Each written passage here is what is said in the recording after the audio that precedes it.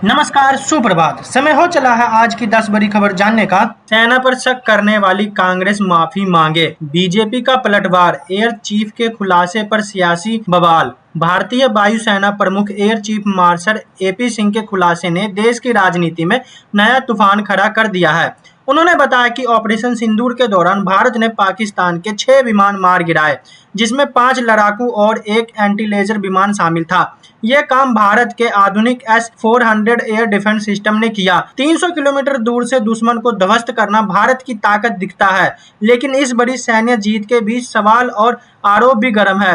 कांग्रेस नेताओं ने प्रधानमंत्री नरेंद्र मोदी पर सवाल उठाया कि ऑपरेशन अचानक क्यों रोका गया। बीजेपी ने पलटवार करते हुए कहा कि सेना पर शक करने वाली कांग्रेस को देश से माफी मांगनी चाहिए। बयानबाजी में पीओके से लेकर सीज फायर तक मुद्दा गर्म हो गया है। पीएम मोदी बोले, सरकार ने संस्कृत को लोकप्रिय बनाने के लिए अनेक प्रयास किए हैं। प्रधानमंत्री नरेंद्र मोदी ने शनिवार को विश्व संस्कृत दिवस पर अपने संदेश में कहा कि उनकी सरकार ने पिछले 1 दशक में इस प्राचीन भाषा को लोकप्रिय बनाने के लिए अनेक प्रयास किए हैं। उन्होंने कहा कि संस्कृत ज्ञान और अभिव्यक्ति का एक शासन स्रोत है तथा इसका प्रभाव हर क्षेत्र में देखा जा सकता है। मोदी ने कहा कि इस भाषा को सीखने और इसे लोकप्रिय बनाने के लिए प्रयासरत सभी लोगों के प्रयासों की सराहना करने का अवसर है। ये दिवस प्रतिवर्ष सावन पूर्णिमा के अवसर पर मनाया जाता है। प्रधानमंत्री ने इस शब्दों में अपनी सरकार द्वारा उठाए गए कदमों को सामने रखते हुए केंद्रीय संस्कृत विश्वविद्यालय की स्थापना, संस्कृत शिक्षा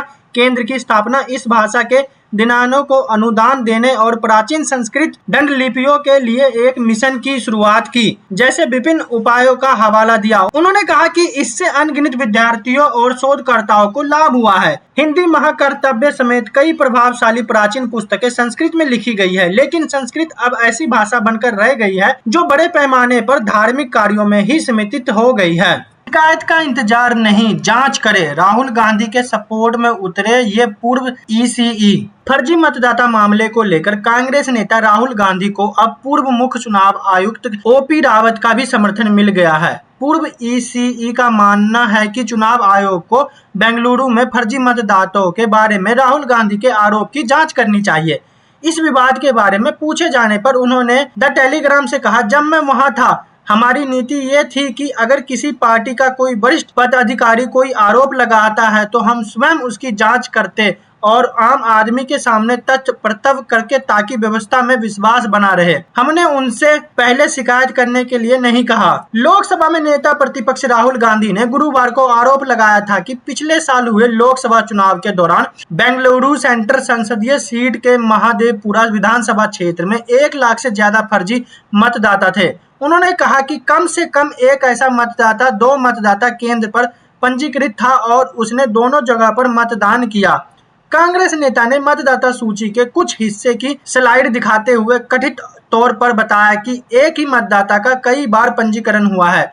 पते गलत है, एक कमरे वाले मकान में 80 लोगों का पंजीकरण हुआ है और महादेवपुरा के मतदाता दूसरे राज्य में भी पंजीकरण है। कांग्रेस ने शुक्रवार 8 अगस्त को बेंगलुरु में इस मुद्दे पर विरोध प्रदर्शन भी किया। कुछ लोगों ने शुक्रवार सुबह कुछ समय के लिए मतदाता सूची डाउनलोड के लिंक तक पहुंचने में असमर्थ जाहिर की। इसके बाद ये आरोप लगने लगे कि राहुल के दावे के बाद चुनाव आयोग मतदाता सूची में छेड़छाड़ कर रहे हैं। हालांकि चुनाव आयोग के सूत्रों ने इनसे इनकार किया है। महाराष्ट्र में मराठी पर फिर बवाल, एमएनएस कार्यकर्ताओं ने 20 सड़क पर दुकानदार को पीटा। महाराष्ट्र में मराठी भाषा को लेकर राज ठाकरे की पार्टी के कार्यकर्ताओं ने एक बार फिर दुकानदार पर हमला बोल दिया है। महाराष्ट्र एमएनएस के लोगों का आरोप है कि दुकानदार ने मराठी बोलने वाले लोगों और राज ठाकरे के खिलाफ अपमानजनक शब्दों का इस्तेमाल किया था, इसलिए उन्होंने दुकानदार को जमकर पीटा।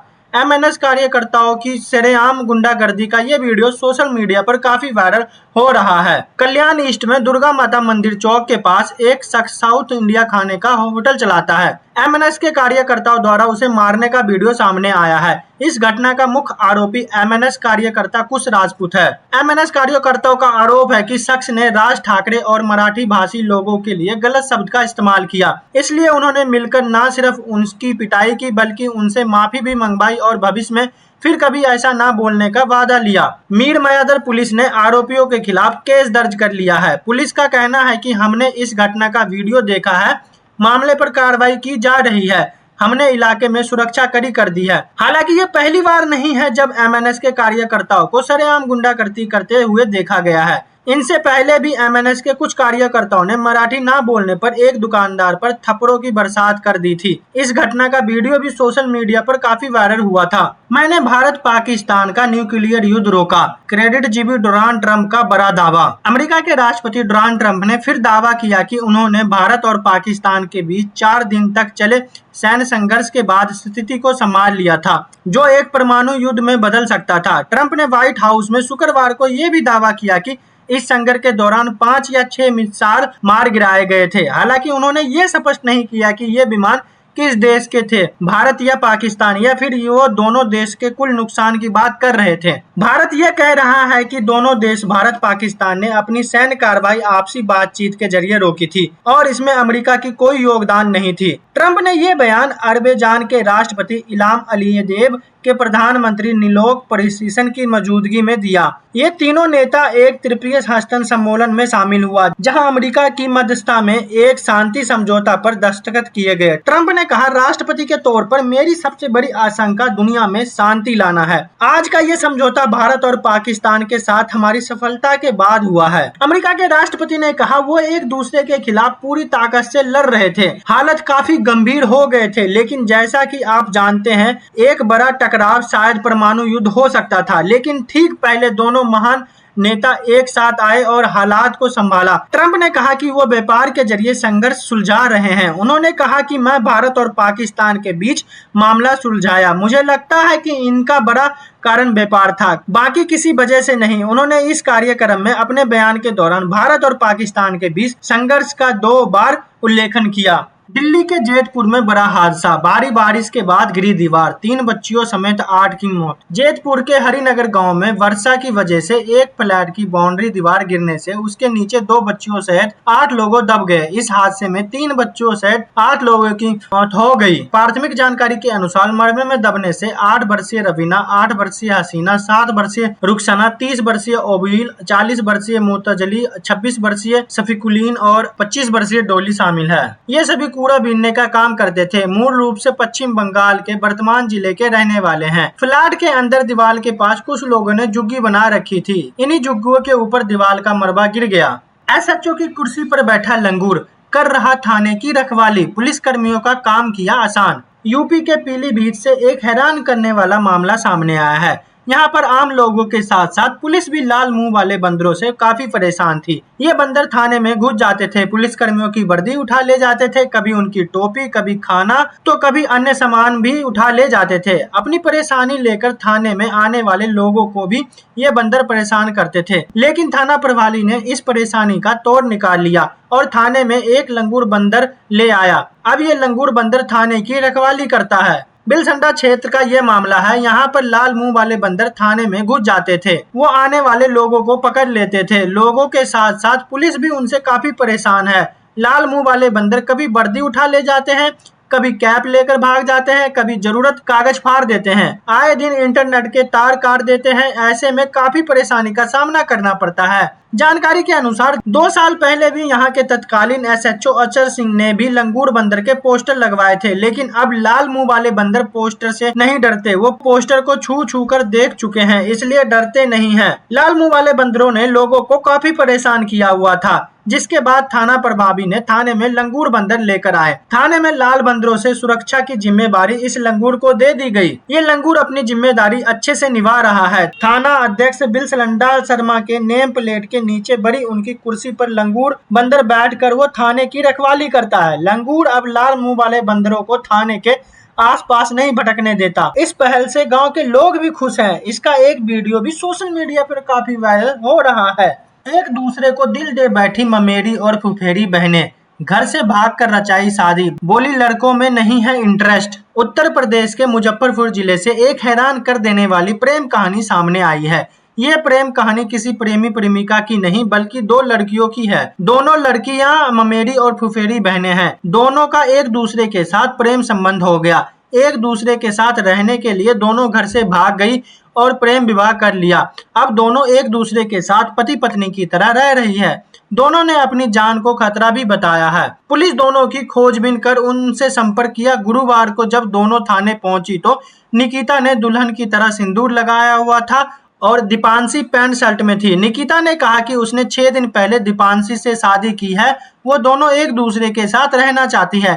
दीपांशी ने भी कहा कि उसका इंटरेस्ट लड़कों में नहीं है और वो निकिता को समझती है। दोनों एक दूसरे से प्यार करती है। उन्होंने परिवार से जान का खतरा भी बताया।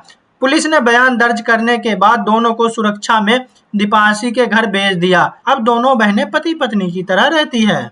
बिहार चुनाव के बीच चिराग पासवान से नाराज बीजेपी दे दी चुप रहने की हिदायत। जाने क्या हुआ। बिहार विधानसभा चुनाव के बीच राज्य का सियासी पारा पहले से ही काफी बढ़ा हुआ है। इस बीच खबरें आ रही है कि सत्तारूढ़ गठबंधन में सब कुछ ठीक नहीं है। चिराग पासवान से बीजेपी अलाकनामा कुछ नाराज दिख रहा है। सूत्रों की माने तो बीजेपी ने चिराग पासवान को चुप रहने की हिदायत दी है। दरअसल ये सब नीतीश कुमार की पार्टी जेडीयू के नेताओं की नाराजगी के बाद हुआ। सूत्र बताते हैं कि चिराग पासवान द्वारा लगातार बिहार सरकार के खिलाफ दिए जा रहे बयानों से जेडीयू नेता नाराज थे, जिसके चलते उन्होंने बीजेपी नेतृत्व से इनकी शिकायत की। बीजेपी के विश्वसनीय सूत्रों के अनुसार एलजेपी चीफ और केंद्रीय मंत्री चिराग पासवान लगातार एंटी नीतीश बयान दे रहे हैं। बिहार की कानून व्यवस्था पर सरकार की आलोचना किए जाने पर चिराग पासवान को बीजेपी ने सलाह दी कि वो सहयोगी दलों का ध्यान रखते हुए बयान दे। माना जा रहा है कि बिहार चुनाव के मद्देनजर इस मुद्दे को बीजेपी ने गंभीरता से लिया है।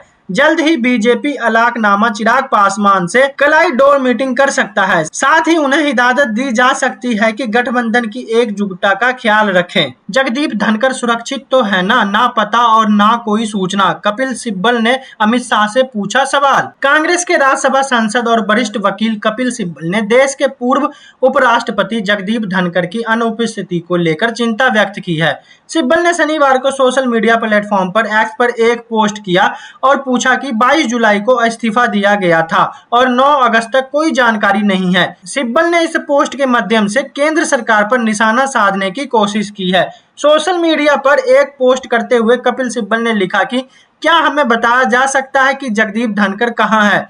अपने पोस्ट में उन्होंने आगे लिखा, गृह मंत्री अमित शाह बताएंगे कि जगदीप धनखड़ सुरक्षित है, उनसे कोई संपर्क हो पा रहा है। सिब्बल ने आगे इस पोस्ट में लिखा कि देश के गृह मंत्री अमित शाह जी को पता होना चाहिए, वो जगदीप धनखड़ हमारे देश के उपराष्ट्रपति थे, देश को चिंतित होना चाहिए। उल्लेखनीय यह है कि जगदीप धनखड़ ने 21 जुलाई को समस्त कारणों के हालात देते हुए उपराष्ट्रपति पद से त्याग पत्र दे दिया था। उनके इस्तीफा के बाद से उपराष्ट्रपति का पद अभी भी खाली है।